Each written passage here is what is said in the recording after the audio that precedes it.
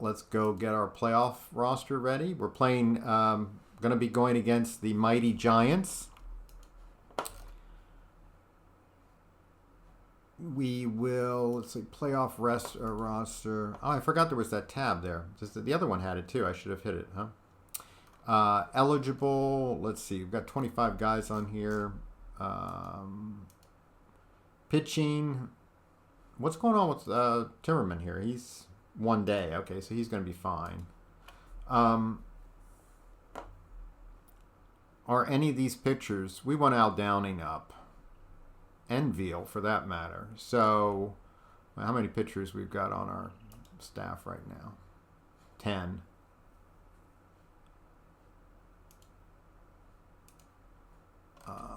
Stottlemyre's gone. Which will bring Downing back in. Doc Ellis we don't want, and we'll bring in Veal. Okay, so there's our playoff pitchers. It'll be, wow, this is ugly. I don't know. I might start Veal or Downing in the playoffs, depending on how they go the first 2 games. If I win with Pizarro and Peterson, I can go with Timmerman and Horland. If I don't, then I'm probably going to have to start Veal or Downing. Start Joe. Well, no, Joe's going to be used because there's not... but this way I can use these guys in relief, which is kind of what I'm thinking. Let's just go look at the Giants. The Giants are just insane, hitting-wise. They've only got the 1 lefty, though. Well, 2. They've got 2 lefties, which... oh, my goodness. Oh, my God. So my 2 best pitchers are left-handed. Look at their freaking record against lefties.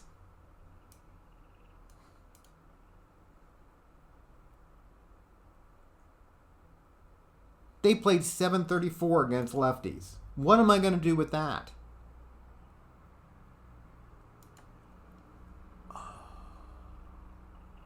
Well, you can see a little bit why. I mean, they've got McCovey, but then against right here, they've got Hart, and then they've got Cepeda, and they got Willie Mays is injured.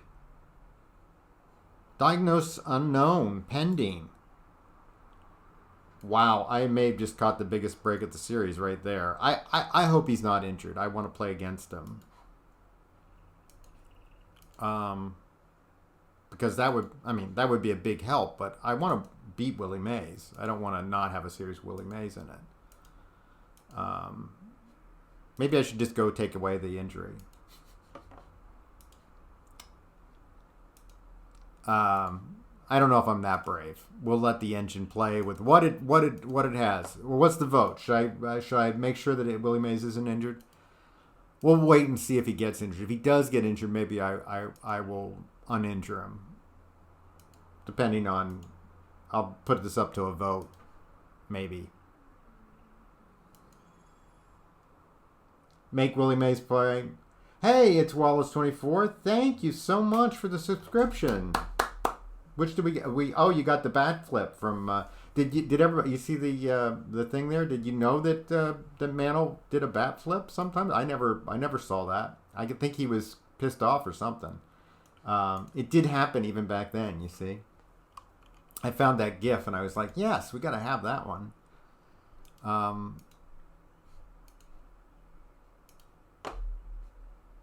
Anyway, thanks for joining us. I hope you going to enjoy this this playoff. That's I think you're my 6th subscriber, so that's awesome.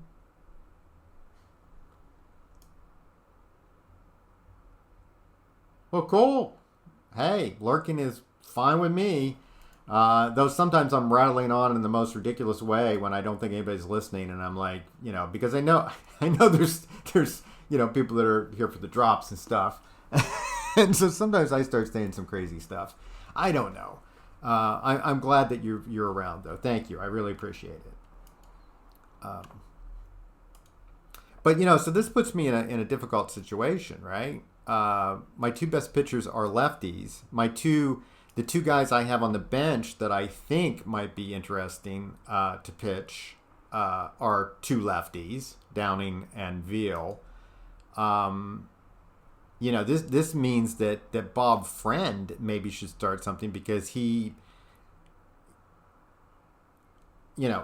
a guy who can kind of give movements so they don't hit home runs and not walk them. Maybe he's my secret weapon. Maybe I use him against them. I think what I want to do is play Yankee Stadium, right? I'm going to play... let's see where the series goes. If I'm going to play... The lefties will start in Yankee Stadium. The righties will start when we're on the road. That's going to be my we're at San Francisco first. So this is going to be interesting. I'm not going to start my two best pitchers in the first two games.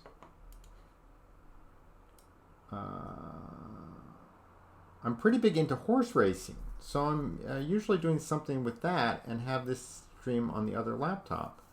That's neat. That's cool. You mean actual horse racing and kind of doing some maybe some gambling around that, or doing research around for articles or something, or do you mean like a sim of it? You don't have to answer that, by the way. I'm not prying. Whatever it's just interesting, horse racing. I know there's a lot of I didn't know if there was a horse racing sim game. There seems like there's a lot. Like, Naz is doing Naz does F1, and there was a tennis one, and I was actually looking into a tennis sim. Oh wow! You're actually on a few racehorses and live 6 miles. Wow! How cool is that? Awesome. Well, hey, congratulations on owning a racehorse. That's pretty amazing. What beautiful animals. Starters orders. I have not seen that. I've not seen that. Is it on Steam? I'll check it out sometime. That might be kind of fascinating. Because I'm always kind of interested in sports sims. I stick with baseball almost all the time, but I sometimes branch out into other things occasionally. Okay, I will check it out. Thank you for the info. Anybody else who's into trying out different sports sims? There you go. Horse racing. We could do that one day. We could give it a try, or it's Wallace. We could have. I could come visit you on your stream if you want to do that. You'll have to give me some pointers if you're into doing that. But that's cool. That's cool. Congratulations on that, and I hope you have some winners. Or do you get some wins, or are you kind of like me with the Marlins and just barely scrape along? Oh, so you can train your horses, develop them, and then you could trade them between different owners. That's fascinating. There's some good ideas out there in sports sims, that you don't, or any sims for that matter. But that's a fascinating idea. I'm hoping that Out of the Park develops some more. Like, I'd love to have them have a head-to-head feature instead of where you kind of have to finagle it like we do right now.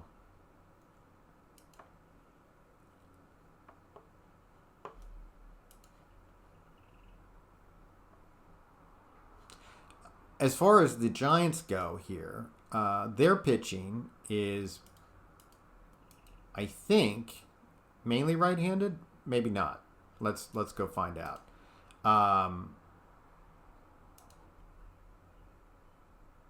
Reynoso is the only one that's not lefty. It's lefty, and he's their fourth, so it's third. So he'll come in eventually, but we're basically going to be facing Marichal and Perry. Perry's cold though. Yeah, well, yeah, get some. My watch tells me to get up and take a walk. So, um, but thanks for the. I appreciate the sub and get some exercise, and that sounds really cool. Well, maybe I'll get a chance to try that out.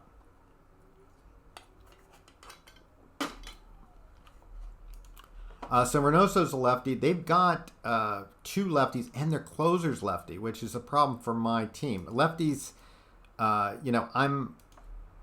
we've got a very left-handed team. We let's look what we are versus. Actually, we played pretty well this season against both, so I'm pretty happy in that. Not so good in one-run games though, 20 and 23. But so we need to have a variety of players here. I think would be best. Let's look at our playoff, which is always the best. But it's not like sometimes you can take advantage of a team not having left-handed pitchers or not having left-handed starters. That's really not going to be the case here. Let's see. The question here is there anybody down here that we might want to have on? And among the position players, no, except Lou Piniella. I'd like to probably have Lou.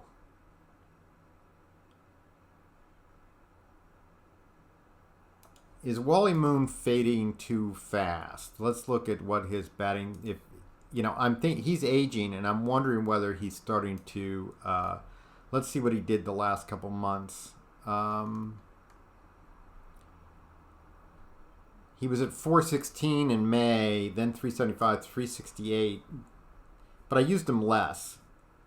He's 0 for 5 in September, but that's hardly enough to make a case one way or the other. He's only 50 there. He's definitely kind of lost it a little bit. But on the season, he's 328. And pinch hitting, I don't know why I clicked on that, but on pinch hitting, he's, high leverage, 280. Well, that's only 650. Low leverage, he was better. I was using him as a pinch hitter a lot, though. Batting splits. Okay, it's a substitution, 345. Where's the... I thought there was a pinch hit category here. I know there is. How come I'm just... Oh, there. What am I saying? Pinch hitter, 345. So I think we should leave him on the roster.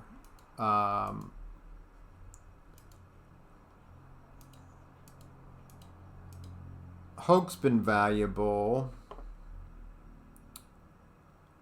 Charles, Altman.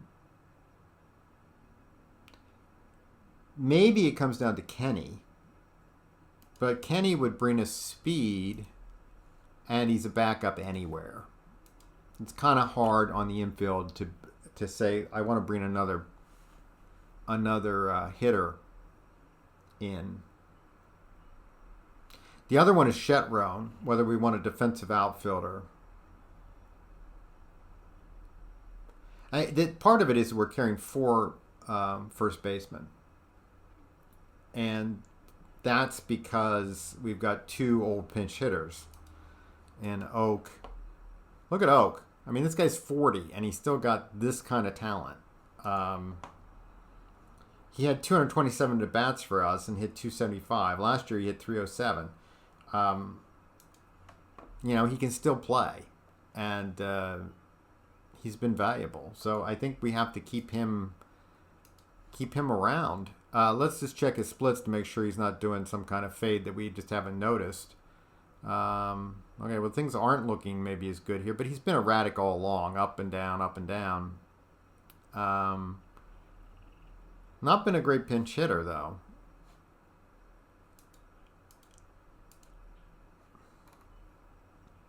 I kind of having Chevron on may be more important than having Piniella, because I would like to have a center fielder late in games that could really go get it, and that's not going to be Reggie. I mean, Reggie's fielding has been -5 zone, right?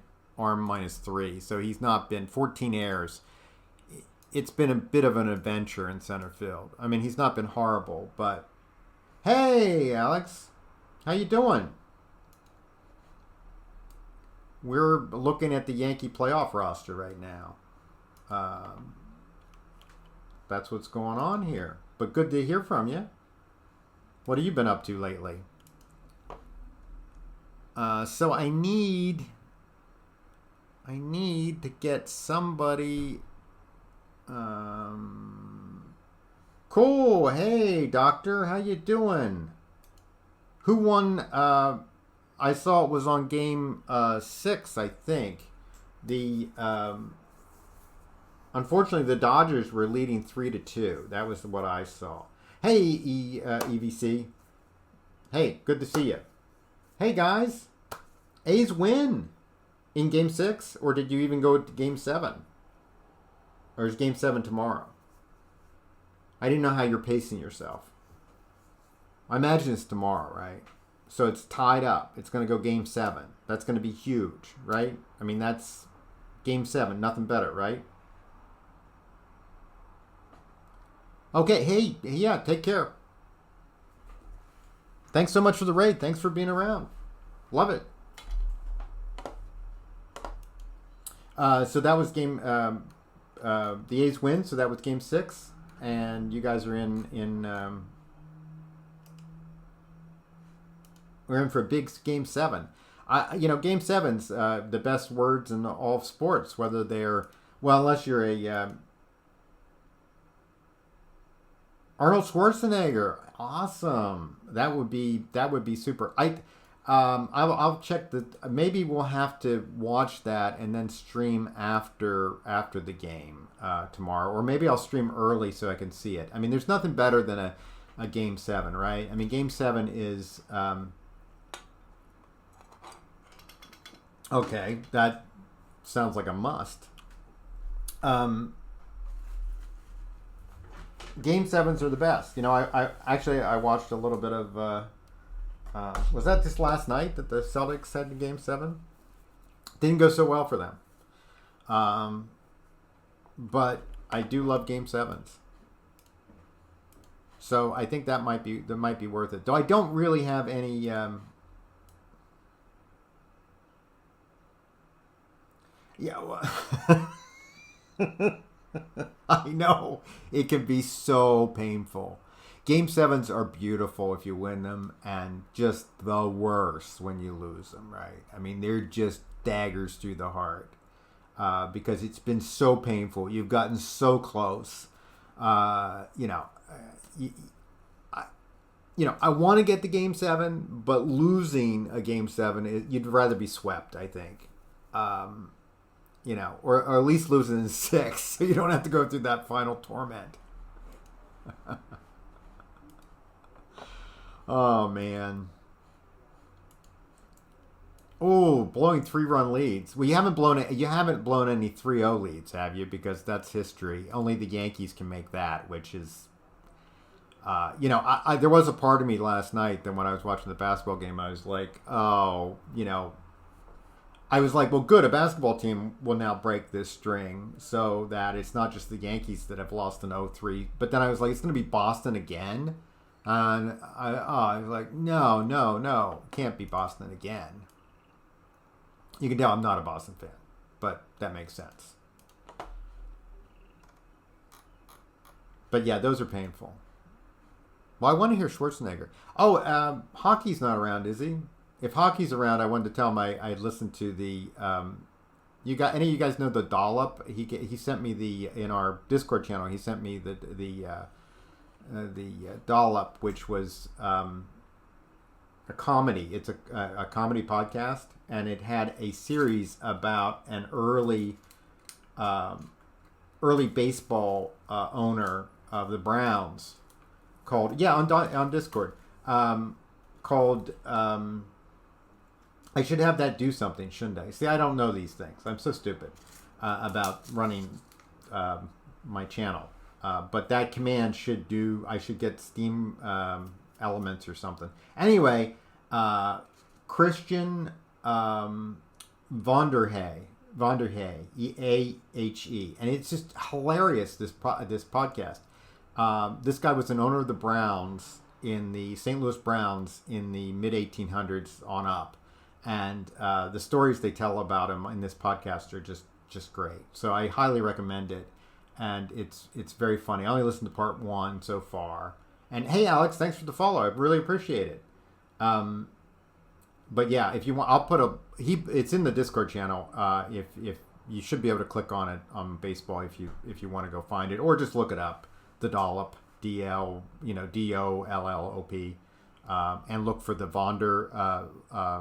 Christian Vanderhey, AHE. Okay, and that is really good. At least the first part, and they're very funny. Okay, so let me see. The question is, who can I substitute? I want a defensive center fielder for Reggie because Reggie's not really a center fielder. The question is, Hinton can kind of play center field, but he's getting kind of old. He's 34, doesn't quite have the speed and the range that I kind of like out there, so I'm not so sure that's going to be a good option. I could not have him on the roster and instead have the defense.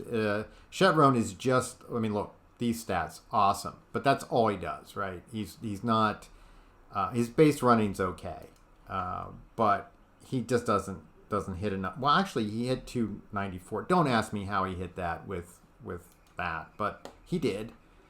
Very limited, though. Look, I played him. He started 5 games. He's been in 77, so I brought him in a lot of end-of-game situations.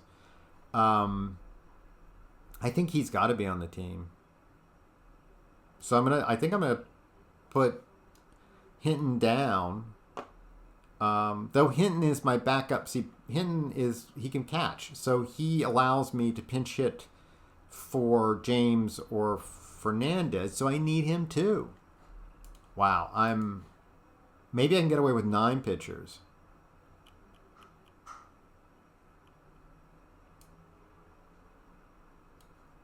That seems a little excessive, doesn't it? 9 pitchers.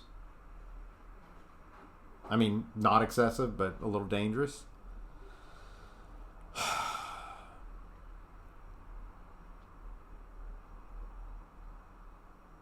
Maybe Wally Moon has to come down. It's nice having a pinch hitter, but is it that nice when compared to being able to pinch hit for your catcher? I think maybe not. I think we will leave Hinton on the team. Shetron. I don't think we can get Lou Piniella on the team, though, which is kind of a shame. I kind of like having Oak on the team too over Wally Moon because Oak can play first base then. So I think we're gonna go with. I know it's weird to go with 3 first basemen, but Mercer's not a first baseman. Why is it listing him as that? He's we play him at second. He can play second. Maybe I don't need him, but he can pinch hit. He's just a good player. We have Kenny then. We're certainly not going to bench Altman. Matty Lou can be used as a pinch hitter because, look at the hitting. That's what he does. I think this might be our roster. Unfortunately, Lou Piniella is not going to be on it. And, Wally Moon I don't feel quite as bad about. I think that's it. Okay. I think we're going to be playing the first game of the World Series then here. Let's see if the time allows it. What are we at? We're at 6:30. 6:30. Playoff coverage. Yeah, what the hell? Let's do the first game of the World Series here. I did kind of want to go back, and now these in the last 5 years, let's say, these teams have played other World Series. Let's look at the league history here. Playoff history? Can you? No, that's. let's see. Does this work? I haven't done this before. 64. I beat them. I swept them. 0-4. So, and I thought the team was this was not going to happen because this was really, really, well, what's going on there? They were a really good team that year. I had a really good team too. So I thought, okay, this was a great win for me. Pitch to contact, exactly. So this is the history of the series. We won in 64. In 65, they won in 7 games. This was a great series. And this was my game. It's Wallace. This was my Game 7 loss that I hated. Tony Kubek got picked off first as the tying run in the 8th inning of Game 7. And after that, I traded him because I was like a veteran player should not be picked off in Game 7 of the World Series. So it was actually a really good. Let me see if I can find the. So 65. Can I go to league history?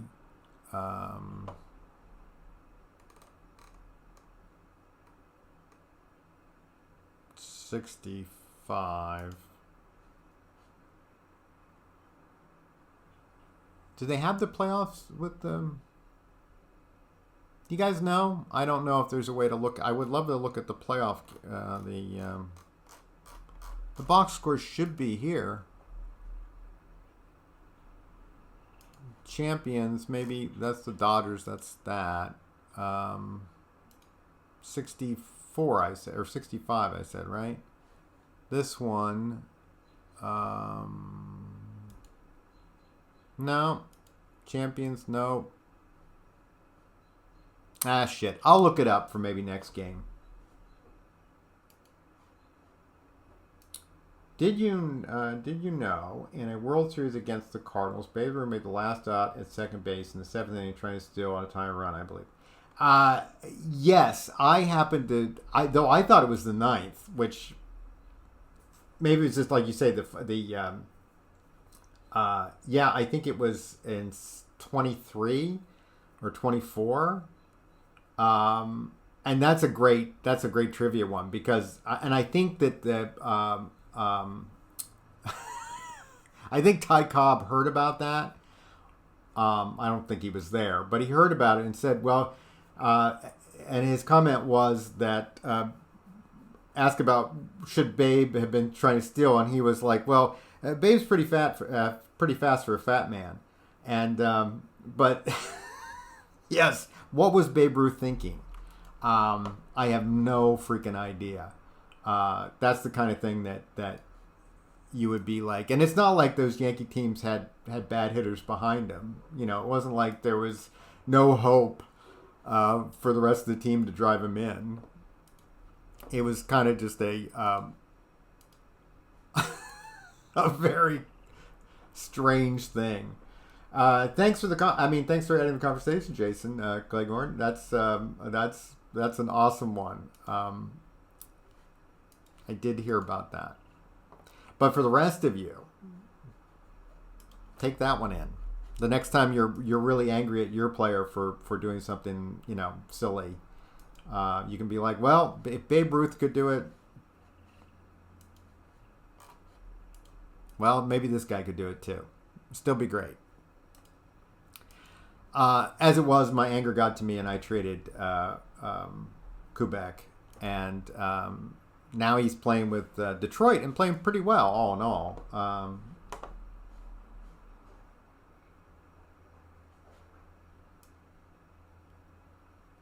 You'd be surprised how fast you can run when you're drunk.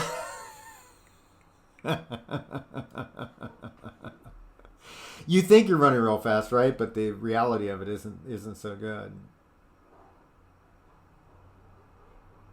Oh, interesting. Now that I did not know. I think his whole behavior pattern of if you go back, I haven't read a biography of Babe, but I've seen enough on TV about the womanizing, the overeating, the didn't he have there was some bizarre behavior at times. There were a lot of reasons why they probably didn't want him managing. Do I think they should have let him try? I think probably. I think it was kind of mean. I mean, he meant so much to the team. They could have let him try. Of course, then the Yankees are famous for that. I mean, Yogi, who was a great Yankee, they send him out there at one point for like a month and then fire him. They're like, "You suck already. We thought this was a bad idea, so we're going to fire you after a month." I mean, Steinbrenner did that to Yogi, and that was his second effort with the Yankees. The first time around in '65, I think, they let him manage for a year and then fired him. So the least they could have done that for Babe, right? They could have said, "Okay, Babe, you've meant so much to this franchise. We're going to let you go out there and manage one season, and then we're going to fire you after that." Yeah, Babe. I will say Babe could. Being that managers now don't have to manage, they just read spreadsheets. Though I don't know if Babe could read it. Could read. Could Babe Ruth read? I don't know if he could. I don't think he was a well-educated guy. I imagine he could read though, a spreadsheet. But now it's just PR guys. So for most of them. I don't know. I'm being mean to the present-day managers. I'm sure that they're all great human beings.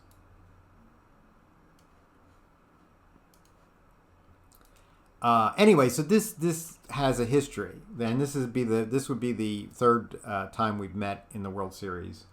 And no, Buck Showalter sucks. There's no doubt about that. He made me cry, man. He made me cry with his stupid managerial moves as a Yankee manager. That's right. He sucks forever because of that. I couldn't handle the pressure, man. No, I could handle the pressure. He couldn't. Go into Jack McDowell in the 10th inning or whatever the hell it was. What a moron. A guy who'd only started, and he's like, "Well, you bring him in relief. This will be a great move. I've got John Wetland, but I'd rather watch Jack McDowell out there." Hell, I have Mariano Rivera, but I wasn't smart enough to figure out that he is great. I just use him as a sometimes pitcher. That's Buck for you. Okay, let's get back to the reality of potentially playing this World Series game. There's no games today. We'll finish all days today. We'll finish all days today. Why is this not? Oh, I got to read an important message first. Playoffs begin. Yeah, okay. I've got a rotation. Let's go here. Why can't I advance? Advance, man. Advance. Okay, so 4. Oh, I'll go to 4 rotation. That'll do it. Okay. Now maybe I can do it. Okay, finish today.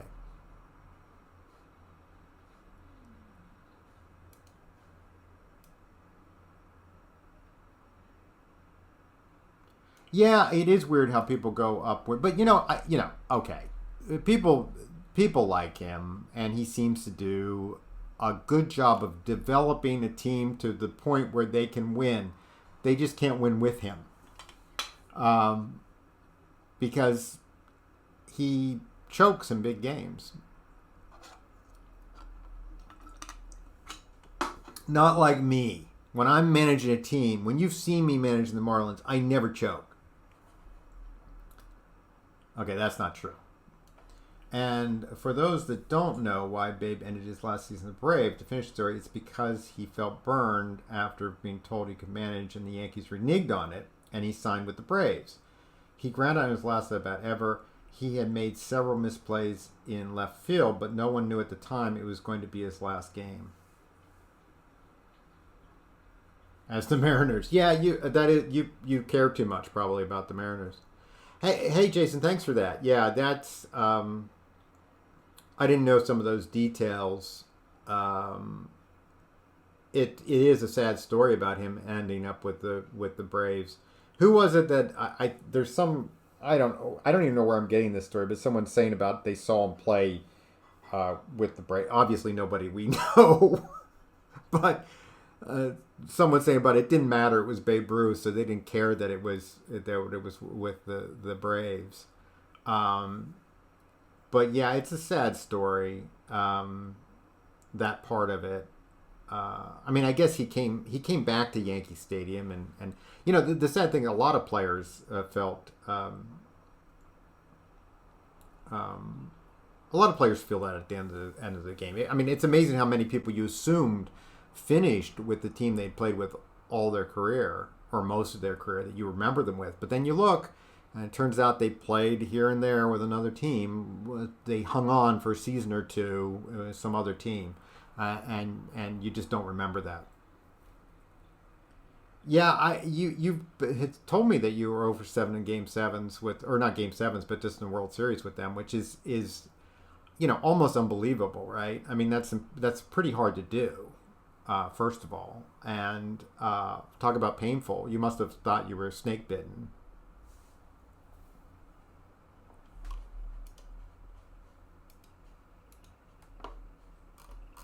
So I think they should have given Babe a chance. And, if he had, this would have added people in the seats if he had been kind of a, drunk half the time or eating hot dogs or whatever. What difference would it have made, really? And he might have ended up taking the game more seriously than people knew. I mean, who knows? It might have been interesting. There's been a lot of managerial success is kind of an odd thing. It's hard to figure out why. You see certain guys. There's been some really. There's been a couple bad managers that have won the World Series. Bob Brenly, for instance. Wasn't Bob Brenly the manager of the Arizona when they won the World Series 2001? That guy was just, he's an idiot as far as I can tell. He kept on. The only reason the Yankees came back in that series because there was the Korean reliever that he kept on sending out there and just being bludgeoned. I mean, the Yankees came back 3 times in the middle games. They won in 2001. They won all the middle games of that series in the 9th inning or extra innings against their reliever that he kept on bringing in and getting killed. But so there's been some really bad managers win the World Series. He's one of them. And I noticed some of them don't. Yeah, that guy exactly. Kim was just destroyed that entire series, and I don't know why he kept on. At some point you're just like, "What are you doing?" And I felt bad for Kim. I mean, it was like torture. It was like you're completely psyched out, and you're not gonna do this. And he kept on sending him out there. I guess, and actually he did get smart because the final game he used. He didn't use him. He used Randy Johnson. So, yeah. But, some managers, Babe could have been a bad manager and still won with the Yankees. I mean, bad managers do win with great teams sometimes. I think that's an example of it. So, you have to have the players to win, no matter what. I think, though, a good manager can... What do you think a good manager versus a bad manager is worth during a full season? Actual in-game decisions? At most 5 games, you think? One way or the other? 5 games plus, 5 games minus? That would be all I would think. Just about decisions. So you guys are about 3. Beatable, you think that many? Okay. We're kind of, we got one estimate at about 3. I'm saying about 5. You're saying about 10. So, the trouble is, I think it would, yeah. So but a 10 would be a lot. I mean, so a guy, he could take an 81 win team and make it a 91 win team, just through his decisions. Because now, I think that I guess I do believe in chemistry in the clubhouse, and I think that whether the manager's smart or not in his moves, he can create an atmosphere of winning that can maybe be worth 10 games. But I don't know if his decisions do that, or the atmosphere and the trust he shows in his players can create that. So I think a manager can be worth that much, would be my guess, in my opinion, would be worth that much 10 games overall, potentially. But that not based just on his in-game decisions.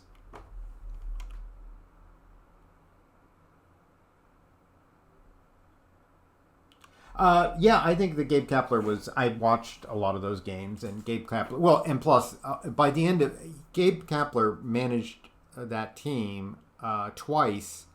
I mean, 2 seasons where they were playing pretty well up to the All-Star break, and then they did a late season collapses.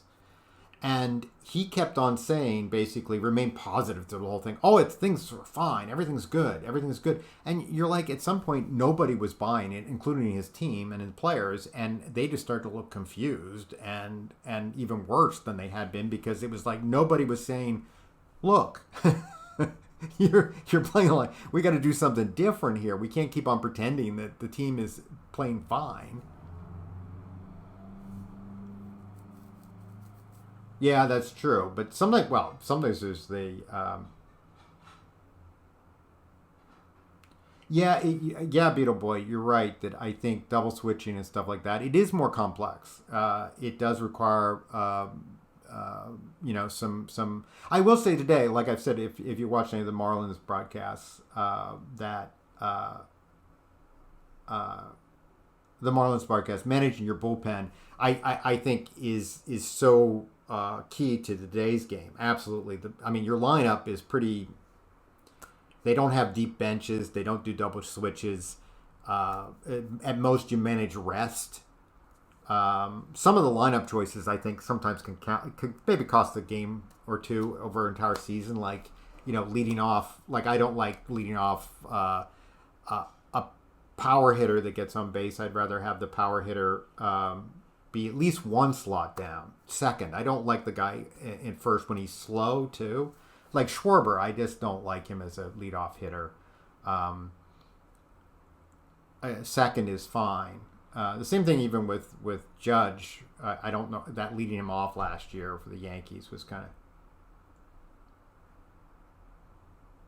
Yeah, actually, basketball guys, like, I was listening to, like I said, I watched Game 7 last night of and you're listening to Shaq and Charles, and they're talking about how a coach, these things are all cliches, but they said basically a coach can ruin your, he can't give you confidence, but he can sure take it away, right? And yeah, FJ, I saw that they put Joey Gallo in the first spot. He said he didn't want to play there though, and he did hit home runs. Yeah, I'm okay. I'm old fashioned about that too. I just don't. Yeah, there's. Yeah, so we pretty much all don't think that that's the best move for lead off. It's fine if it's an on base guy who has power, but I want him to have a little bit of speed, because otherwise he's just a log jam. Yeah, when he has to play it, then I don't do it. Well, not with the Yankees anyway. With Marlins, I've done a little bit of it sometimes. So anyway, I think it varies. But that's what I was going to say. Modern game Marlins, it's about managing rest, and in the new modern game, it's about managing bullpens.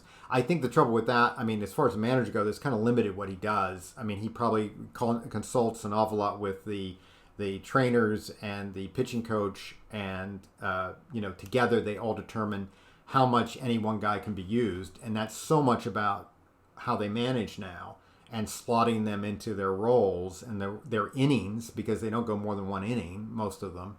So, that's what they do. It's like a kind of a spreadsheet decision maker that they're doing, and then they follow the plan. Hey, what is it? Griner MB282. Sorry, I missed you that you followed. I really appreciate it. I missed that though. Grinner MB282. Thank you. I think that's what they do today. Now, how much that works out to how many games they can improve by how they use it. I was impressed with. Yeah, I know you see guys like that. That's one reason why Rob Thompson, though, for the Phillies, I was impressed with him sometimes in the playoffs last year, where he aggressively used the guys that were the Alvarado and who was. Alvarado was scheduled to be the closer, right? And yet he didn't use him in the ninth inning. He used him sometimes I think as early as the sixth. One time it might have even been the fifth. I don't know. That might be too early. But, he was like, we're going to hold them now here, try to get a lead and put it psychologically on them to have to come back. And one of our lesser relievers can handle that job. But right now, when the game's on the line in the fifth or sixth or seventh, I'm going to use my best reliever against their lefties and stuff like that.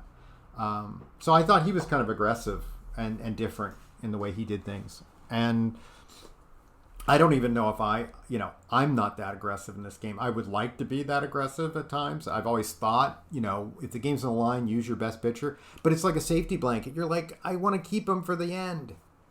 It's really hard to say, yes, my best pitcher, I'm going to use him in the seventh inning, and then have a lesser pitcher out there in the ninth. That takes balls, I think. I think it takes balls. Balls, man, balls. You can scrap the plan in the offseason if it doesn't work, but changing strategy every game is just a needless mindfuck. I don't. I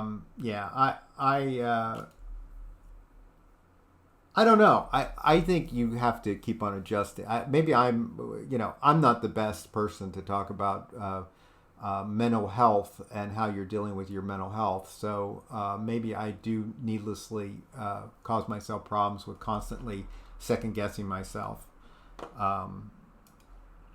It certainly is possible. Hey, we're getting farther away from actually getting this game underway. You know what I mean? Let's try to get this started and see how bad it's going to be.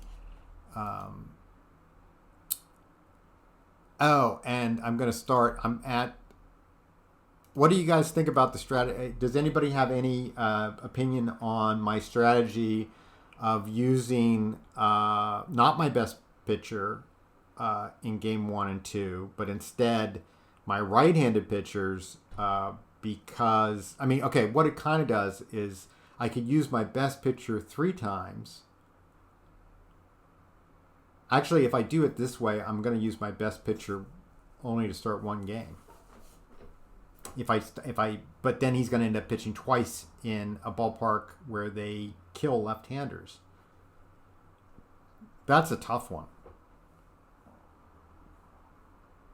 What do you think? Do you think I should? Am I getting too cute? They have a 730 winning percentage against left-handed pitching. Yankee Stadium's beautiful for left-handed pitching because of the huge ballpark to left. But I would use, so my 2 best pitchers, well, first of all, Peterson, it's questionable how good he is. Pizarro is my best pitcher.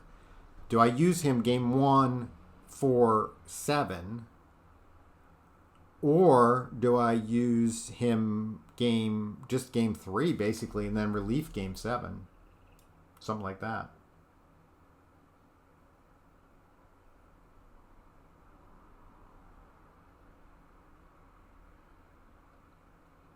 But see, that's partially why you probably also sim seasons, right? See, I'm doing. FJ said that he has to plan, does it then in the off season. I tinker during the season, and I like to see how it feels and how it's going, and then adjust. You've got more of a. Well, you could say you have more of a scientific approach. You don't want to overreact to any small sample size that happens during the middle of the season. Well, I might react to a small sample size and overcompensate then, and then make a bad decision. So I think you can do it either way. I mean, I think both those are maybe true or ways of doing it, but I don't think it. Yours might be the more scientific, math-based, but I don't know in any given situation whether over the long haul that should maybe win more games. You know what I mean? And then, do you have any feeling about this lefty guy? Whether I should start would you start? You saw what their winning percentage was against lefties. Do I end up starting my best pitcher against them because, even though he's lefty? I think I do. I think I'm going to do that. I think the one thing I'll change, though, is Fitzpeterson hasn't been good, right? Not as a lefty, not that well. I'm not going to start him in San Francisco. I will start Pizarro. And it looks like Horland, since he's hot. And then Fritz can pitch in Yankee Stadium. And then I might pitch others. We'll see. Okay, so I am going to start with my best pitcher, Pizarro, and hope that he pitches well. Let's go to it. Maybe I should put that up to a vote if anybody's paying attention. It's against Marichal. Do we still want? Maybe we won't do this right now. I obviously have had a lot of delays here talking about all this stuff. Do we still want to, FJ? You still want to go forward now, or do you want to wait? Are you guys around? Do you have a dinner to go get, or it'll take a half hour? Maybe 45 minutes if it's better. Forward? Okay. We'll go forward. Okay. We'll only play the one today. Game 1 of the World Series. 68. San Francisco versus the Giants. Juan Marichal versus Pizarro. Let's see. We're going against Marichal. We'll be using... Ed Charles is hot. I was thinking about playing Mercer instead, but I'll play Ed. I think I'll play a Lou in right. Pizarro is normal, so he's going to play there. We will play Walter James instead, lefty. And maybe I should move, just because they do have lefties, maybe I should move Mantle to fourth. So I break up the lefties a little bit there. That might be a better choice. Let's do that. Okay.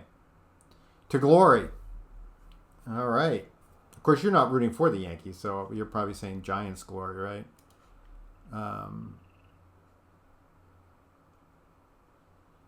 Here we are. We've got Ed Charles leading off. He hit .319 for the season, .371 on base percentage. That's why he's my leadoff guy. He's facing Juan Marichal, who is 20-9 with a .327 earned run average. He pitched 256 innings. He only walked 27 men in 256 innings. That's really good. That's like, I don't know. That's like Juan Marichal good, I guess. Anyway, they take Alcaraz took care of him at first on the ground out. Here's Matty Lou. He's a .360 hitter in only 375 at bats, however. .372 on base percentage. Yes, this is the original candlestick. So you can see how beautiful it truly is. You can. Oh, Willie Mays isn't playing. That's the big news. He's injured. It's still pending. Oh, I should have taken the well, at least we'll wait and see what the injury is. Maybe we'll have him come back late in the game. I mean, late in the series if they're behind or something. What I was going to say was I've seen pictures or video of Mays, that outfield fence is chain link, and having him climb the chain link fence to make plays or run into it was pretty ugly. Oh, really? That's the view? You know it? That's awesome. I never went. I was never there. 5 hours of coverage for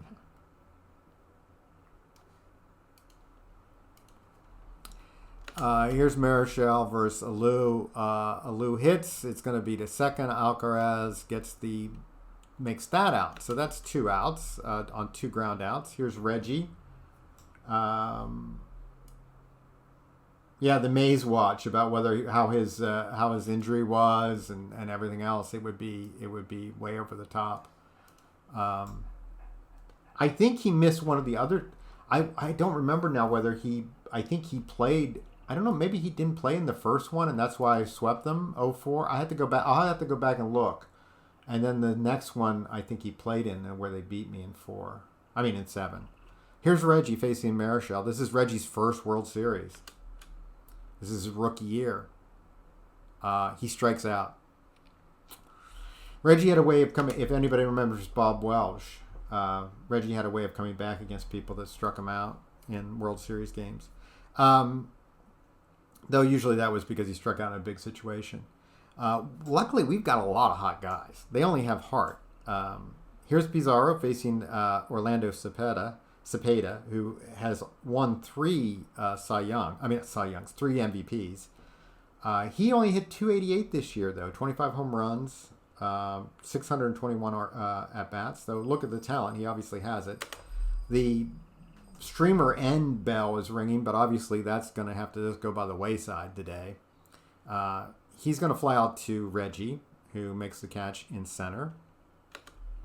That's going to bring up Willie McCovey. Willie has the home run title in my franchise. I mean, in my baseball universe. He hit 62 and 63. Exactly. So no Maris home run champion. We have Willie McCovey. McCovey actually does not pull the ball according to this, so we're not going to. Just think of that. A power hitter who doesn't pull the ball. There aren't many of them, is there? Are there? That ball is a fly out to Reggie. Here's Jim Ray Hart, who's also won a MVP. He's hitting 324 this year in 395 at bats. 395 at bats, he has 44 home runs. His OPS is 1168. Oh, he is a dangerous, dangerous man, and he's hot. And that ball's ripped to left. That's going to be a double.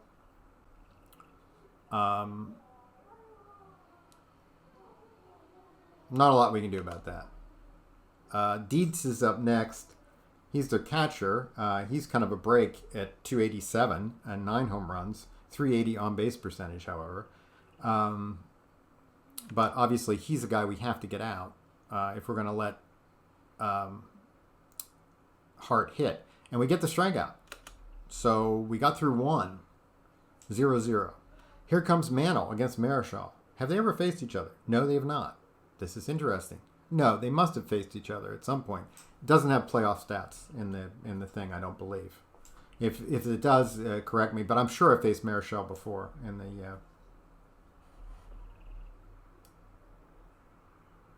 Did he? I did not know that.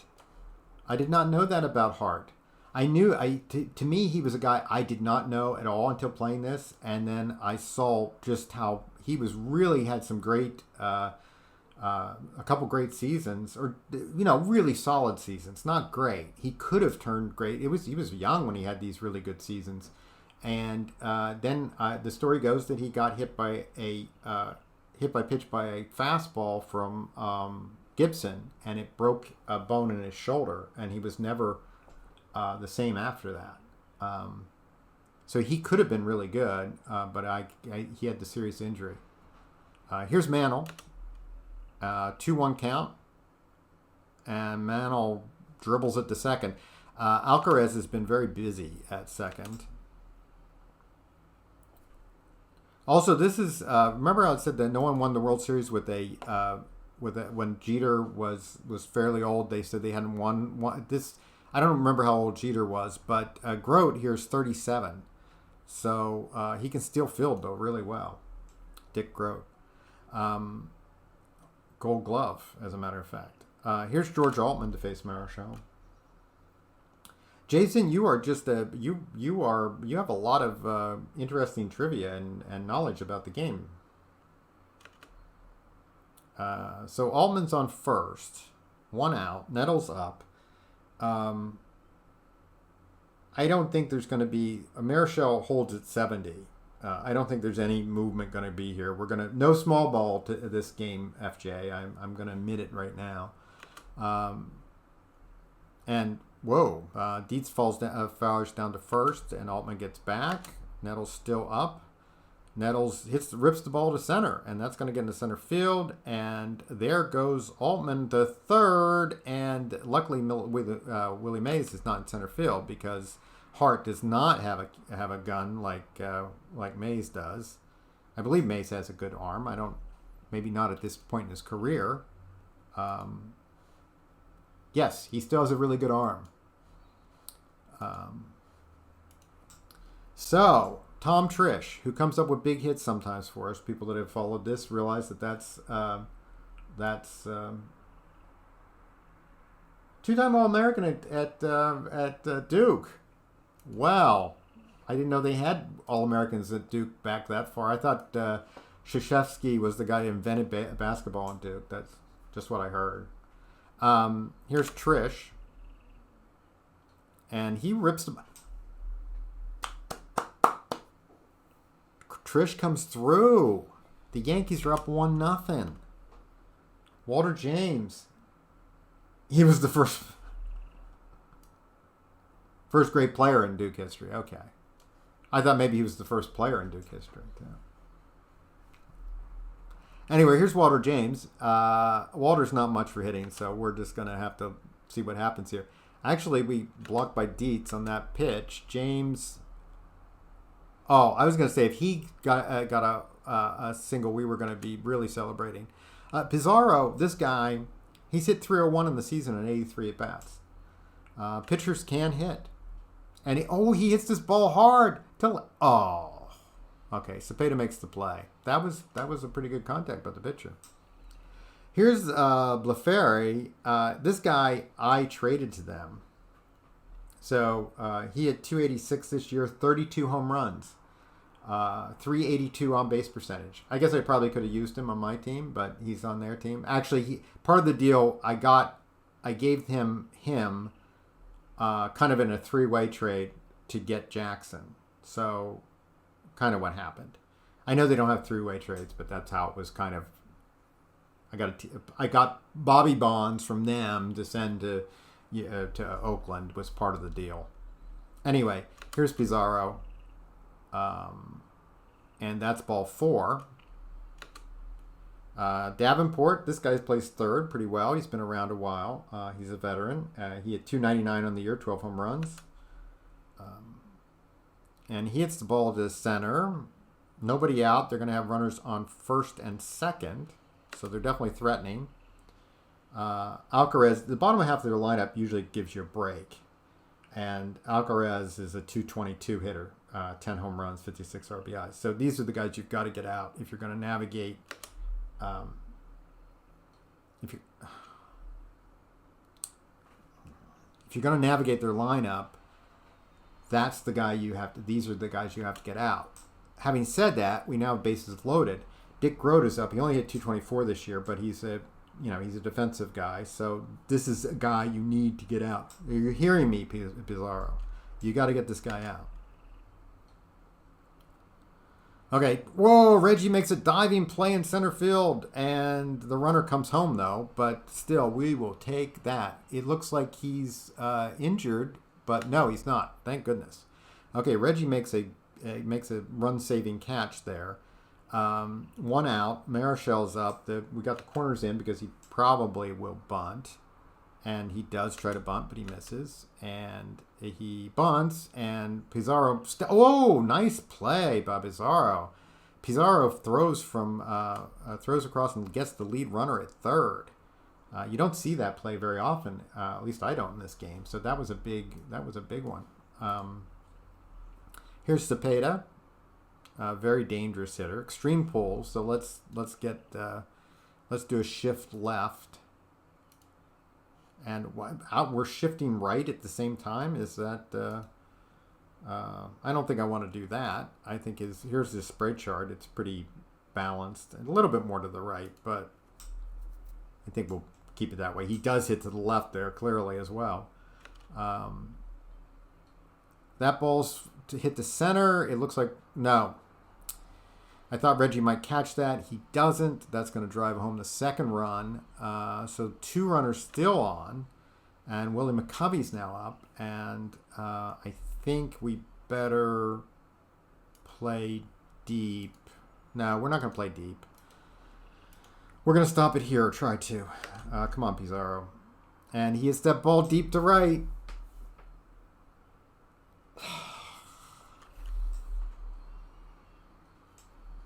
Okay, we got that. That's the end of the second, and we're down 2-1. Ed Charles against Marichal.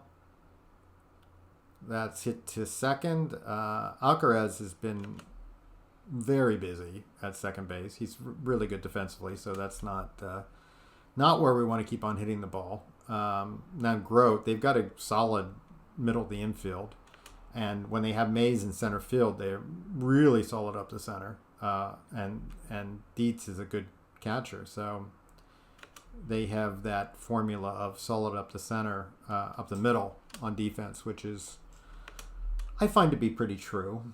You want to have good defense up the middle. I don't really, well, semi do. Here's Hart versus Pizarro. Pizarro's lost his hot status, which is something that I was hoping wouldn't happen. We lost 2 players that are no longer hot. I guess I forget who the other guy was. That ball's hit to to the second baseman. Charles makes the play. That's 2 outs. And here's Bleferi, who started the agony last inning. He strikes out. Okay, good. What did Jason say here? It's amazing to me how undiluted talent was when there were several less teams. Teams had model, if not regularly, but at least somewhat commonly. Now, much less so. I mean, the Rays can win 115 games.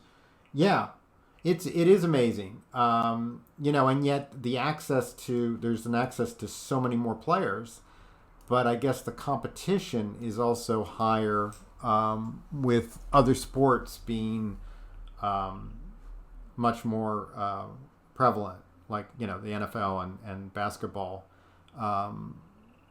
competing for more athletes, I guess now, because the 60s playing these teams, especially in the National League at this time in the early 60s to the end, just loaded with all-stars. I mean, it's incredible. There's like every team has the Dodgers, the Giants, the Reds, and why aren't I remembering all the teams in the National League? Atlanta, they're not Atlanta to begin. They're Milwaukee. They have 4 All-Stars. I mean, they have Joe Torre and Hank Aaron and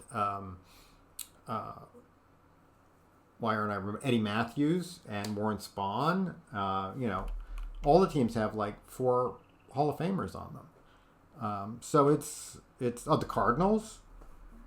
The Cardinals have Ken Boyer and Bob Gibson and so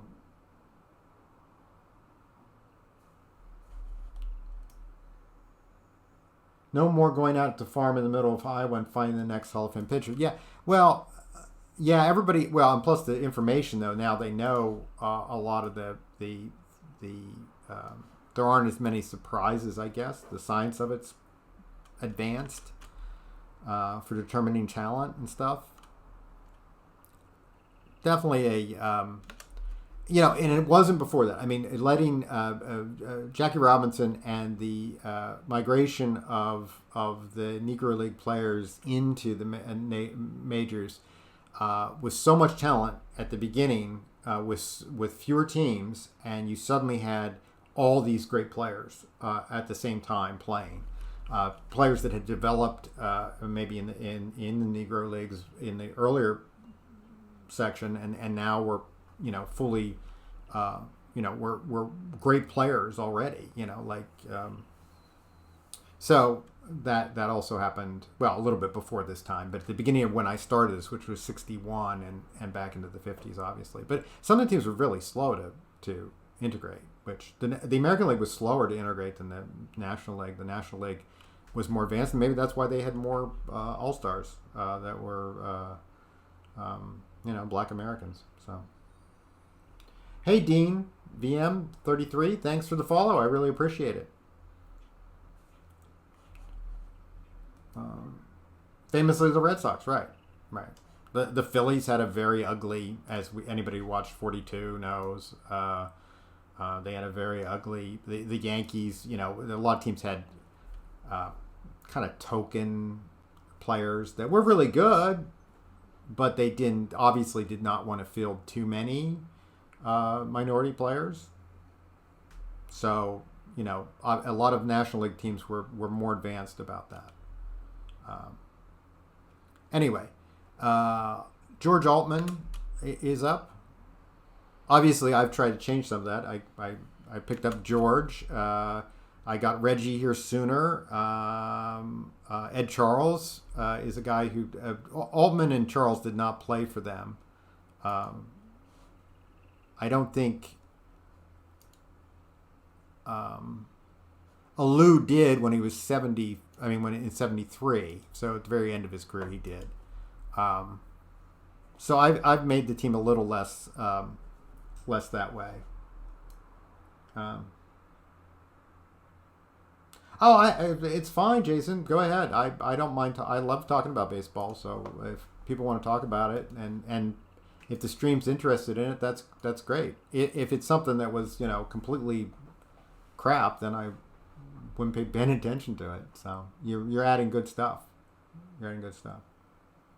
FJ derails the stream all the time, usually with attacks on my personal behavior, but that's just the way it goes. All right, Nettles, I think we need to score some runs, and lots of them, because I feel like we're playing with anytime you look at the Giants lineup, you feel like you're playing with constant fire. We've got runners on first and second again with our hero Tom Trish up. Trish is hot. He's 1 for 1 with a run batted in. We need something from him. And come on, get a little bit further. Oh, oof. So close. Mantle moves up. Aggressive base runner by Mantle there. The wind is out to left at 11 miles an hour, so maybe that pushed it a little bit more. Wow. We could have used that. Anyway, here's Walter James. Should I be really aggressive? Candlestick wind. Yeah, I think it blew it. It didn't do it quite enough. I could be really aggressive here and pull my catcher because I do have that 3-catcher situation with 2 outs. I don't think I'm going to do it. It's a little early to panic that much. And there, what do you know? All right, Walter James comes through. That's a big hit. That's a huge hit. The guy is he's going to score from first, Nettles. And the runner and he tried to get to third. It's always good for the catcher to try to turn something into a triple, right? Or grab that extra base when you're a catcher. Unless you're JT Realmuto, it's not really a Jason Kendall in his days, or it's not really smart to do that. Your catcher should not think he's Ricky Henderson. Here's Pizarro. We've got a 3-2 lead now.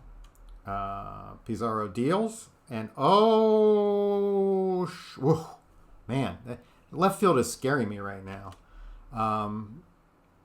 The wind's blowing a little out, and you don't know what's going to happen when the ball goes over there. That's the ground out to Ed Charles. So we're now at the bottom half of the lineup, which, as I said, we need to take advantage of and get these guys out. And so far, so good. That ends the inning. Oh, no, it does not. Yeah, it does. Pizarro leads off. We're in the fifth, up 3-2. Pizarro strikes out. That's Marichal's fourth strikeout. Here's Ed Charles. And Ed is going to ground out to Grote. Grote throws him out at first. The old man.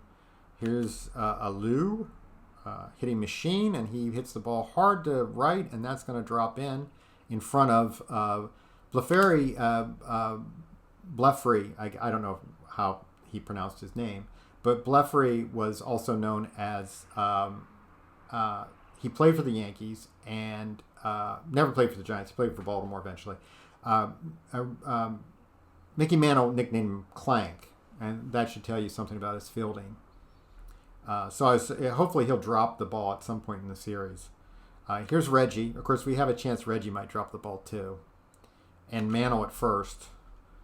So we got a walk. We got 2 outs. This is big. We got Mantle at the plate. Time for Mantle to be Mantle. And he hits the ball to right. That's going to be just a single, but I think that's going to get the runner in from second. Should. Clank throws it in, and it's not in time. And the Yankees are up 4-2. We're getting to Marichal. I will take it. I will definitely take it all the way here. Something changed over there. Anyway, here's Altman. Maybe we can get he hits the ball deep to right. Clank is in pursuit, and Clank catches it. So there we go. 4.5 are in the books. We're up 4-2. I seem to have hit the space bar really quickly there. This is a gentle fly out to Jackson. He makes the play. And here becomes Cepeda. And Cepeda rips the ball to left. That's going to be a double. So 1 out double, which is going to bring up Willie McCovey. McCovey hit a ball pretty deep to right field last at bat, but it's lefty, so I'm not going to be pitching around him or anything. Whoa! He hits the ball the other way, all the way to the wall. Jackson seems to be nonchalanting that. I think Billy Martin would pull him out of the game in the middle of the World Series. Jackson gets it back in, but that's a triple for McCovey. Now Hart is up, and my bench coach wants to play the infield in. Dietz is up after him. Dietz is much less a hitter. I'm walking him. I know, here we go. Walk. FJ knows about what happens to me at least happened to me with the Marlins in this situation. My intentional walks led to a grand slam and a 3-run homer in one game, and I still won. That's something that is pretty epic, but it did happen. That's right, the Marlins, with the worst offense in the National League in the season I was playing, which is 26. They got down by 9 runs, came back to win the game. I'll wait a bit. All right. Did you see Bill James said something stupid the other day? He was like, he still works for Boston, doesn't he? It just ends up you making stupid comments. I used to love what the guy used to write, and I read his stuff back in the day. And FJ makes fun of me because I bring it up. Okay. Anyway, Pizarro is on the mound. We're going to play for he's a pull hitter, so I'm not playing in. I'm going to hope that we can get him to hit into a double play is what we're going to go for. And instead, we walk him on 4 pitches. Good Lord, man. Okay, they want to play the infield in. My bench coach, let's see, do I want to do that?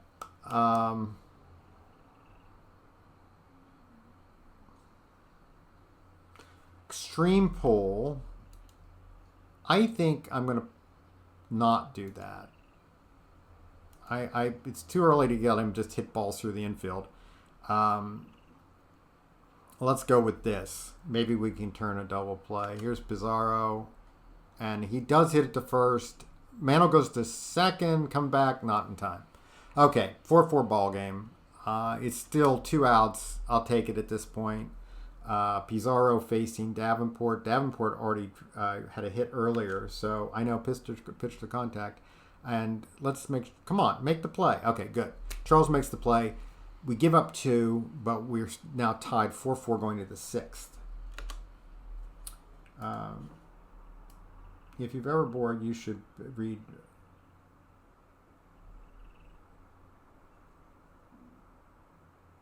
So surely he's come. Well, he's become that way. He used to be. He in his book, 20, 30 years ago, he would be. Well, okay, what am I saying? This is from the 80s, so he was pretty funny, but he would rip on people sometimes, and I imagine that he's only gotten worse. I think the dumb one that got everybody, the Yankee fans, upset was he said that Munson that Jason Varitek should get in the Hall of Fame before Munson would, which is kind of a stupid comment if you look at their. Even his own statistics, he developed didn't he develop JAWS or whatever the some of the criteria for who should get in the Hall of Fame, and Munson in his own matrix has double the score of Varitek. So it's like, what are you thinking? I don't know. Not that probably either one of them should be in the Hall of Fame in my mind. I love Munson, but I don't think he should be.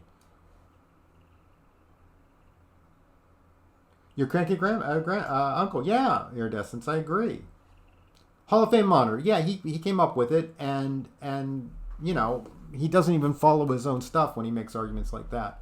But he was the first guy that reading his stuff is what tuned me kind of into, and this is, I think it's still controversial, about Nolan Ryan not being, like some people just want to say he's the greatest pitcher ever, and I kind of agree with Bill, and he's the greatest pitcher at preventing hits maybe ever. That doesn't necessarily make him the greatest pitcher ever. I think he's in the discussion, but I don't think it's a slam dunk or anything like that. There's kind of a worship of Nolan, which I kind of agree with. I mean, it's amazing. There's no doubt that Nolan's amazing. The no hitters and stuff.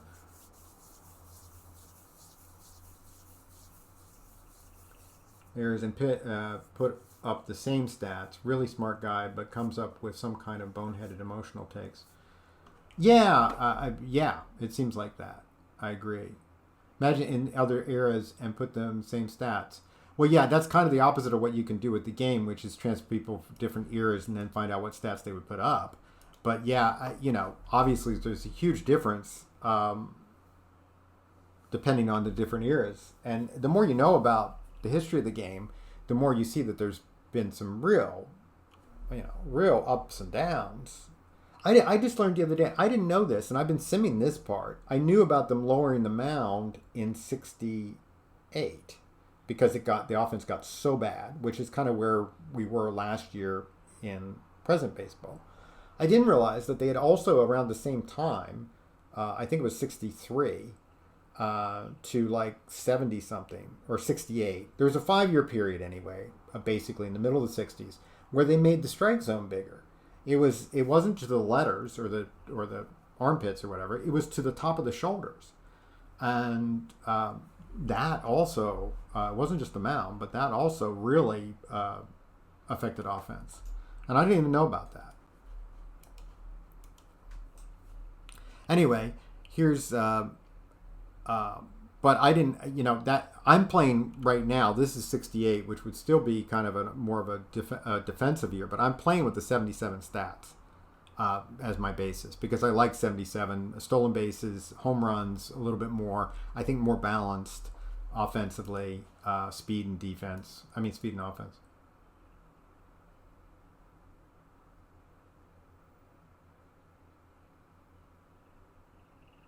Yeah, yes, you're absolutely right. I mean, there was already, yes, Jason, absolutely.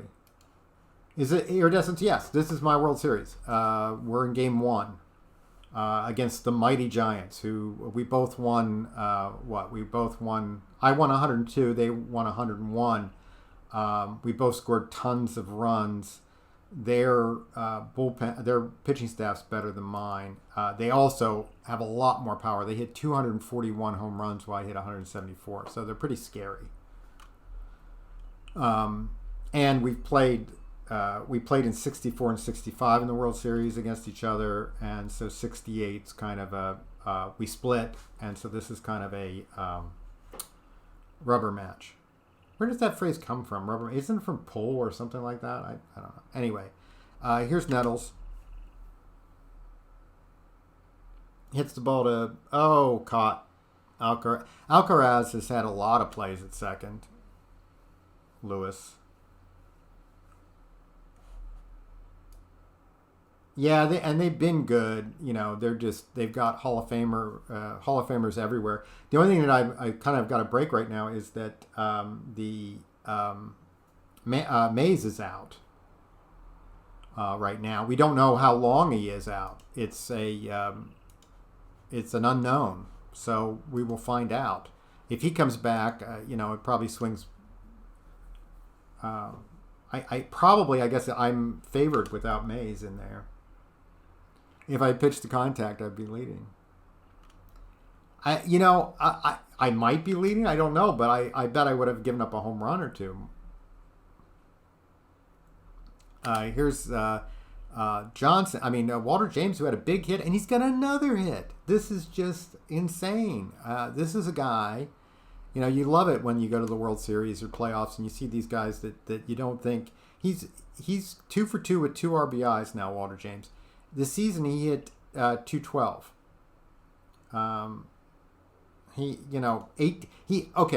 In the World Series he has 2 RBIs. In the entire season he had 18, and that's in playing half the games, over half the games. Okay, so 1 out. Pizarro's up. Should we bunt? He's already got a hit. No, he's 0 for 2. We're gonna bunt, and he bunts it back to Marichal, who goes to first. Early in the game, Pizarro made a play at third on a bunt, which was good.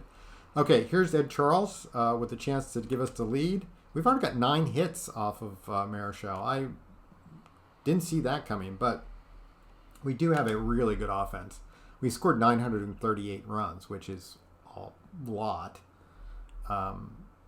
Here's Pizarro facing Alcaraz, and pops it up to the catcher, or maybe the first baseman. It's going to be Mantle who makes the play. Dick Grote now is up and hits the ball to first base, and Mantle makes the play. And that brings up Dale Reichert. Dale Reichert. He's a journeyman kind of guy. He's played on the Yankees for a little bit. He's been around. He struck out there, so can be a valuable utility guy. Okay, so they brought in Hamilton, who is their one of their dangerous lefties. I think that might even be, he's their kind of their closer or stopper, and they're bringing him in here in the 7th. So they're being very aggressive, which is good. History of San Francisco, which predated the Giants with the Seals, is pretty fascinating. Seal Stadium was pretty nice, and both DiMaggio brothers played there. Wow, I think I had heard that and forgot that.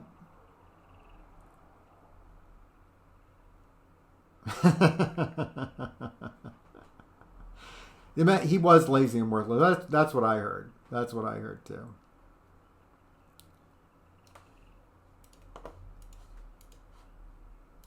For anybody who's listening, I can read it. The history of San Francisco baseball, which predated even the Giants with the Seals, is pretty fascinating. Seal Stadium was pretty nice, and both DiMaggio brothers played there. Joe's father wanted him to work on their fishing boat, and Joe hated it, and his father thought he was lazy and useless. Well, some of us have been there, and fathers can be curses and blessings, depending. Anyway, here's a Lou against Steve Hamilton. I could pinch hit for a Lou, but that seems Lou's a pretty good hitter either way. So we're going to let him bat.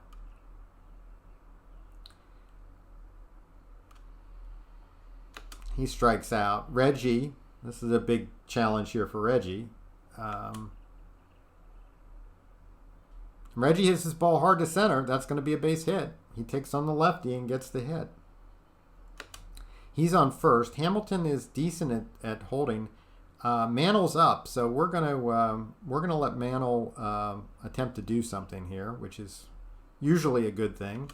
He's 2 for 1 right now. He walks. Ball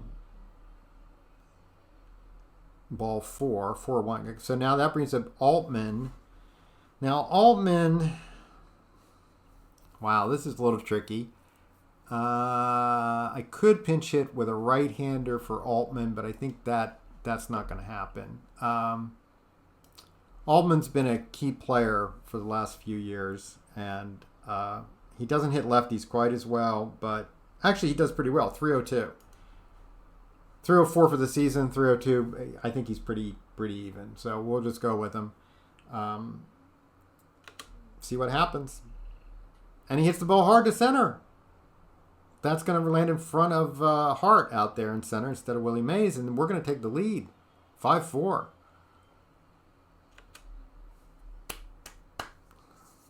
I did not see that coming. Hamilton's 7-1, 2.94 ERA, pretty good pitcher, but we've gotten to him here, and now Nettles is up. We'll be leaving Nettles in for defense and stuff like that, even if he doesn't do well here. He strikes out against the lefty. This brings up Trish, who's 3 for 2. 2 for 3. 3 for 2 would be a little difficult, wouldn't it? He would break the mathematically, it would break the machine, I think. He is out. People sing "Take Me Out of the Ball Game." I don't know if there's been. I guess you guys are getting ads at different times. I don't know when the ads have been. Hopefully not for the final out of the World Series. Please, someone please warn me if it's the 9th inning and their ads are come up, or if ads come up and we're in a tense situation here. Pizarro's pitched 87 pitches. Let's see how he does. 5-4. Oh, when the ball's ripped by Cepeda down in the corner. It's going to be a leadoff double and make some trouble for us, obviously.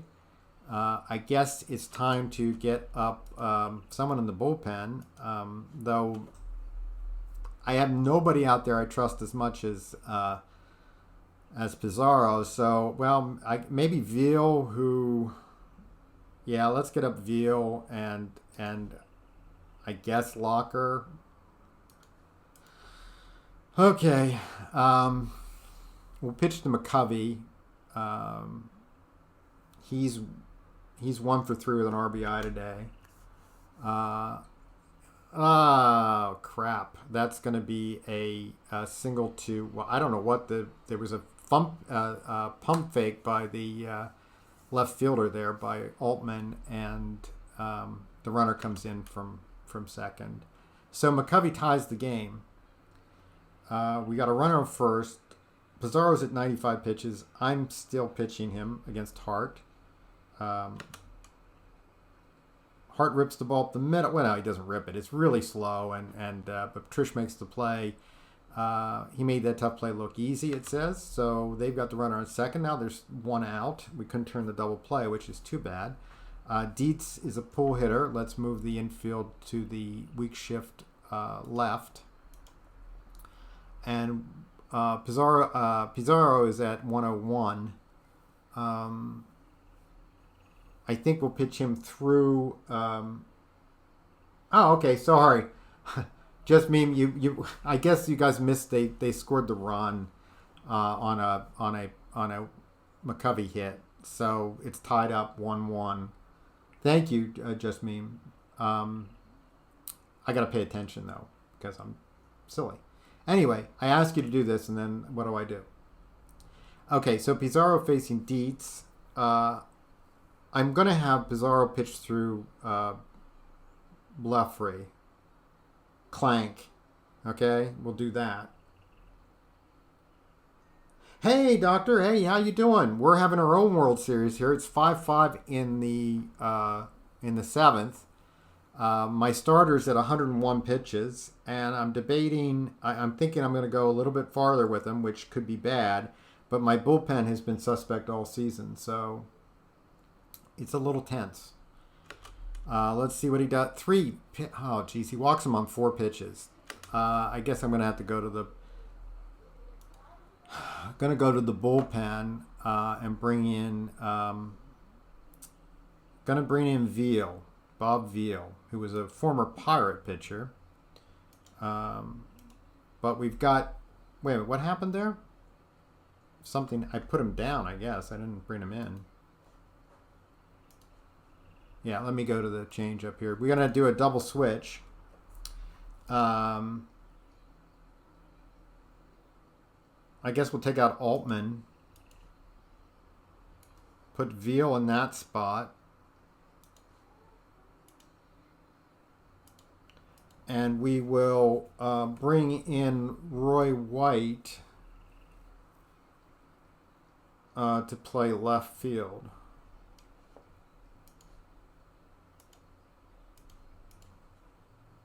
Okay, Joe, I'm saving Joe.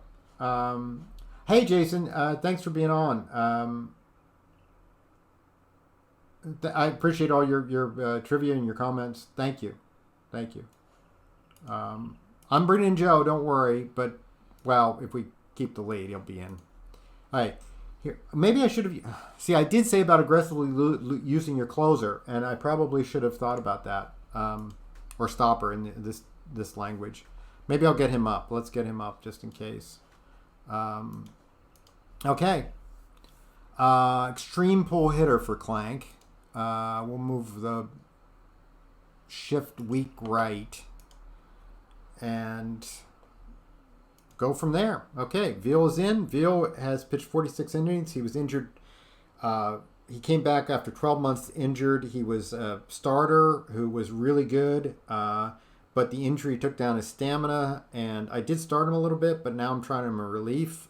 He pitched really well, 46 innings, 35 hits. He did walk 29 guys, though, so and struck out 29. So it's a little iffy here. Also, Clank or Bluffrey walks a lot, so this could be a bad matchup. 3-1 count, damn it. And he walks him.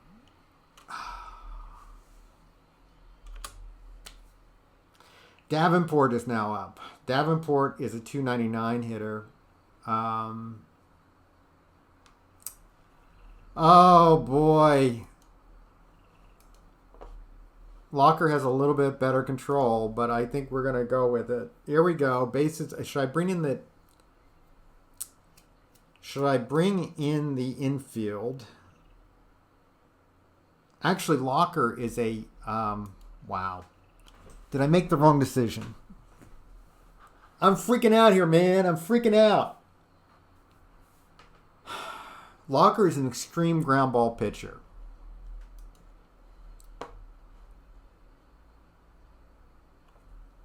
I'm going to bring him in. And we're going to play for the double play. I'm going to move the outfield back.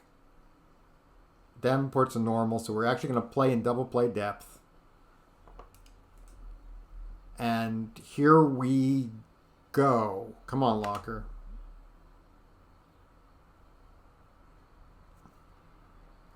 No! Turn it!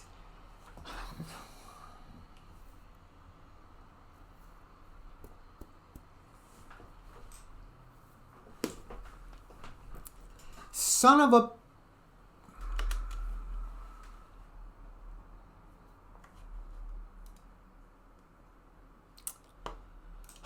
Okay, Alcaraz is up.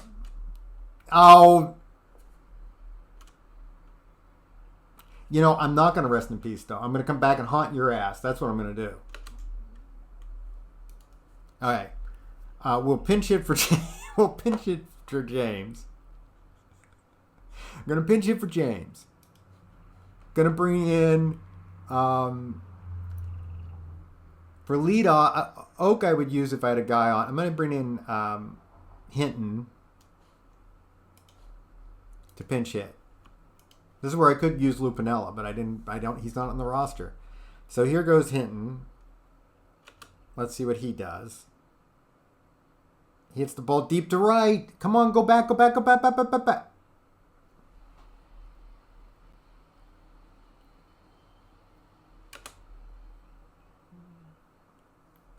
That was wishful thinking. I didn't think he hit it out. Come on, Roy. No! The guy's name is Clank. That's his nickname. Why is he nicknamed Clank? Because he can't play good defense. Oh.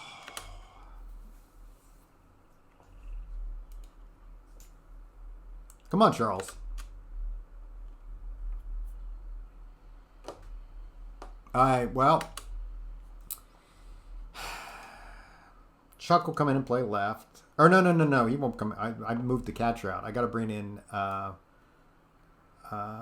Frank here. Actually, we'll leave Chuck in. He'll play left. I'll take out Roy and bring in Frank because I want to keep my backup catcher in, which is Hinton, in case something happens to my other catcher. So that he can only play field against me. Yeah, that's true. All right, so Locker, I'm actually going to stick with through these righties, I think, here until we get to McCovey, where we will have. No, I'm not going to use Downing here. Joe will come in after the first. Actually, why don't I pitching Joe? I mean, this is just silly. Why am I not pitching Joe?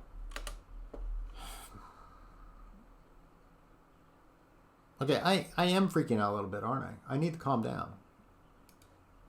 Breathe. Serenity now. Serenity now.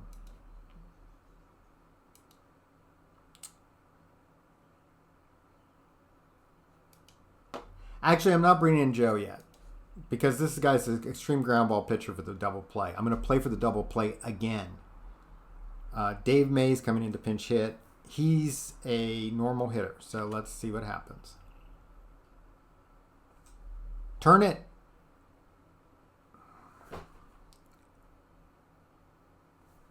The old man, Dick Grote, takes him out on the slide.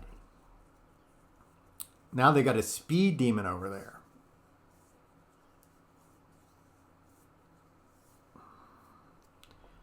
Cepeda's up. I think I got to bring in my best pitcher, so let's go get... Verbanik. The trouble is where to put him. I guess we'll take out Charles at second. We'll put in Bobby Mercer. Right? Right. We'll put Verbanik will be batting leadoff, and Mercer will be coming in to play second. Which, for anybody who didn't know this one, is that Mercer... came up originally as a shortstop. I kept him on the infield, and it turned out he could play second.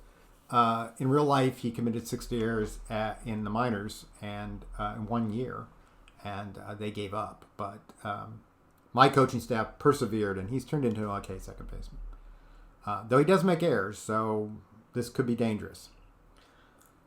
Okay, here's Orlando Cepeda, who is, really good. Full count. Joe gets to it. He throws him out. Yay. All right. Super Joe's doing it. I need to get his picture back in the game. I used to have it. Willie McCovey is up. No, we're not. McCovey's 2 for 2 with 2 RBIs. Should we walk McCovey to get to Hart? That doesn't sound right.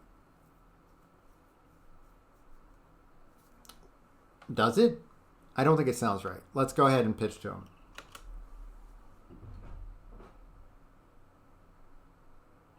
Okay. Okay, we got our last chance here now. Okay, they brought in Masanori Murakami, who in real life, if Jason, who has a lot of trivia there, might know about this guy. He came over. He's one of the. I think he's the first Japanese player to come over and play in the majors. He pitched 1 year for them, was very good, and then had some kind of either visa troubles or the Japanese team wanted him back or something. But here he stayed with the Giants, and he's pretty good, though he's not pitched well this season. His career, though, he's been pretty good. He's got as you can see, he's got great stuff. I think we might want to take a pitch here, though. I think that's what we want to do. Because he's not that good at control. Now, Lou loves to hit. So, okay, we took 1 strike. Now we're going to let him go. 2 strikes. And, okay. I thought Lou would make contact either way. Well, this is a big showdown. He's gonna, this is. I think this is. Hey, Iridescence. Yeah, I'm not entirely sure about that, but that's what I think I read.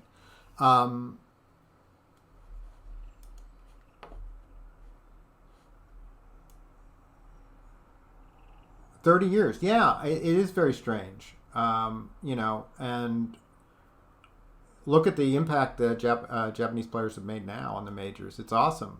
I love it. I love, having. I would love for the game to go more international. It would be great. Because, like when you're talking about the talent level of these teams, they were really a lot of Hall of Famers on a few teams. I mean, on a lot of teams in the 60s. Anyway, so maybe the talent pool will get bigger. We can get more Hall of Fame level players. Hey, I missed. Doctor. Hey, yeah. Sorry that. No. Hey, no problem.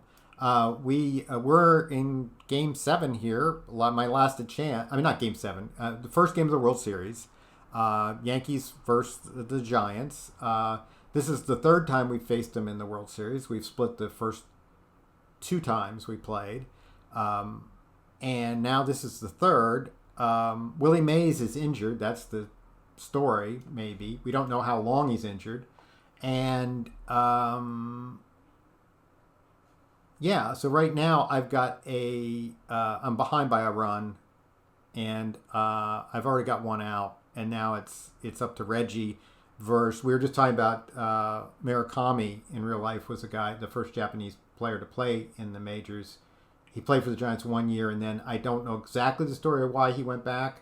It might have been visa. It might have been this team only allowed it for 1 year or whatever. He pitched pretty well in the majors for his 1 year, and so in this game he's stayed in mine. He didn't, because I don't have the retire on, when they retired button on. So anyway, he's the guy trying to finish off the Yankees here in the 9th, and he's got a steep road here with Reggie Jackson and then Mantle. So it's pretty drama filled. I'm going to go pitch by pitch on this and see if Reggie can do something. This reminds me of the Bob Welsh. If he strikes out Reggie in this, Reggie will hit a home run later in the series against him if it comes to that. I don't know if any of you guys remember that, but Reggie struck out to Welsh in, I think it was 78 World Series in 2nd game, I think, and then hit a home run against him later in the series.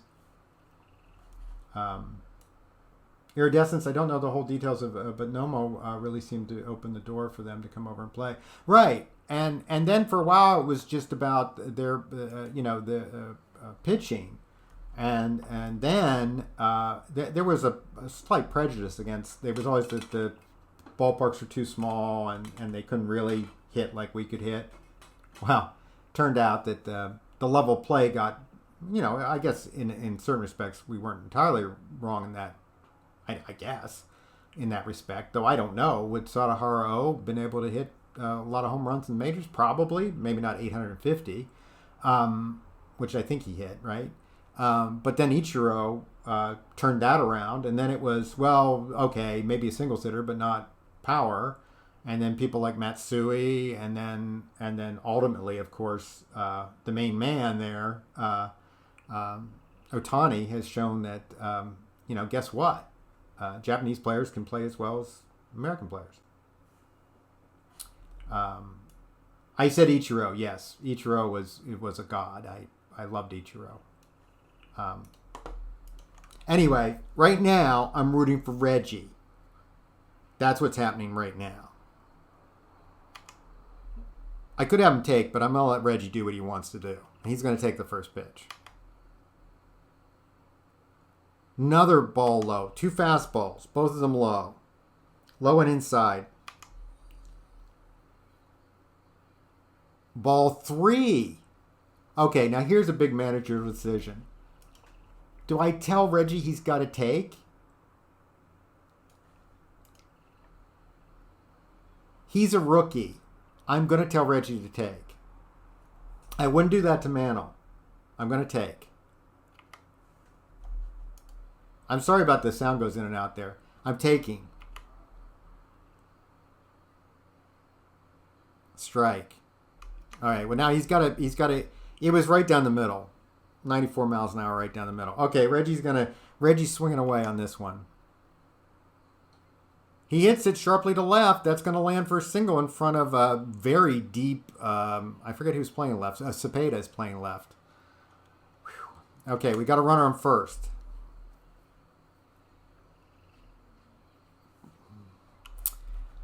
Mantle is up. Do I want to bring in Reggie's young now, and he's actually pretty fast. Do I want to set up a situation where I'm trying to steal against the left-hander on the mound? I don't think that. He's holds 60. Dietz is a pretty good catcher. Ability 80, strong. I don't think I want to do this. I think we're just going to leave Reggie over there and let Mantle do something, right? I don't want to be Babe Ruth getting called out. I mean, getting caught stealing in the World Series, right? Okay, here we go. Swinging away. Ball 1. That was a strike, actually. Ball 2. Look at this. Both of those could have been called strikes. All right, here we go. Oh, foul ball. Oh, he wants to have that one back. Fastball right down around, thigh level. That's a wonder that came back, right? Okay. 2-1 count. Here we go. Come on, Mantle. And he flies out. It's going to go foul. It's going to go foul. Okay, it goes foul. Okay. Okay, 2-2 count. 2-2 count. And he deals. And he hits the ball to right, but that's going to go just foul. Okay. 2-2 count. Again, he deals. He struck him out. He K's him. Bit outside, fastball. Bobby Mercer's up. Bobby, who would, in real life, play for San Francisco at one point, right?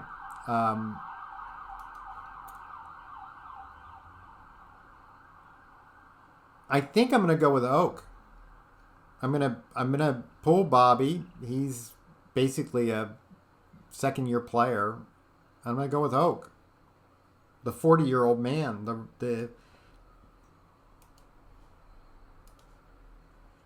Here's Don. Don's a veteran. Should I have him take? He's at 15 pitches. I'm going to have him take. And he throws a strike. Damn it. Okay, well, curveball for a strike. Oh, no. It's not looking good. 0-2 count. Throws over to see Reggie's still over there. Reggie didn't fall asleep, thank goodness. Ball. Curveball. Low. In the dirt. Oh. Okay. They got him. Maybe I shouldn't have brought him in. Strikeout. Game 1 is in the books, folks. Game 1 is in the books. We had our chances. I could have been maybe more aggressive with Verbanik, but I don't know. That might have been the only change I could have done differently. Charles was 0 for 4. No help there. Reggie had 2 hits. Mano had a hit. And Altman had 2 hits. We certainly had the right guys up in the 9th to try to come back. Nettles had 2 hits. Trish had 2 hits. Walter James had 2 hits. Hey! Isabel Violin. I happen to know Isabel Violin. Should I introduce you, or do you want to remain incognito? It's not good, though, that I lost, you know.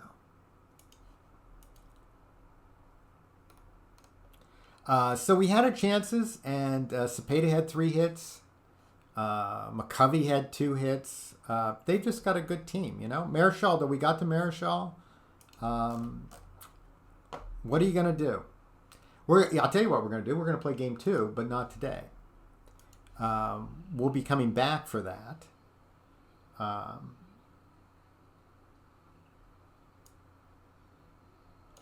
And catching our breath after that one. What's my important message? My owner, this is just awards. Nothing to look at there. Finished today. We'll be going with Horland versus Gaylord Perry. Gaylord's cold. That's one thing that might help us. And Horland's been hot. So otherwise, he's the better pitcher usually. Gaylord certainly than Horland. But maybe the hot and cold streaks will help us out there. Well, guys, Isabel did not say back, so I'm going to let her be incognito there, and I will say goodbye to you guys. Let's go see who we're gonna raid. Any suggestions? Anybody see somebody they want to go see? I need to go.